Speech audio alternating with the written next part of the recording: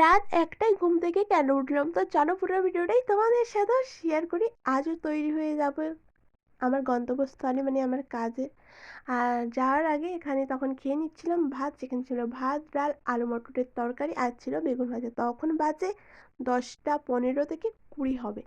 তো বেরিয়ে পড়লাম খাওয়া দাওয়া কমপ্লিট করে আমার গন্তব্যস্থলে। সেখান থেকে আবার বেরিয়ে পড়লাম। আর বেরিয়েছিলাম সেখান থেকে 4:30, আসতে আসতে 5টা বেজে গিয়েছিল। তো মা দুপুরে ডিমের অমলেটও করেছিল সবার জন্য ভাত খাওয়ার জন্য। তো এখানে খেয়ে নিচ্ছিলাম, এসে ডিমের অমলেট, সঙ্গে ছিল এখানে আলু মটরের তরকারি আর ছিল অল্প কিছু পেঁয়াজ। তো খাওয়া দাওয়ার পর আমি একবারই যে ঘুমিয়েছিলাম, উঠেছি 1টার সময়, তখন আমাকে খিদে পেয়ে যায়। তো আমাদের বাড়িতে মোটামুটি থাকে কুরকুরি চিপস এগুলো, মানে আমরাই এনে রেখে দিই ডিব্বায়।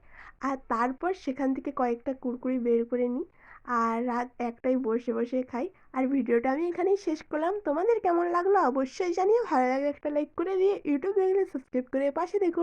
টাটা।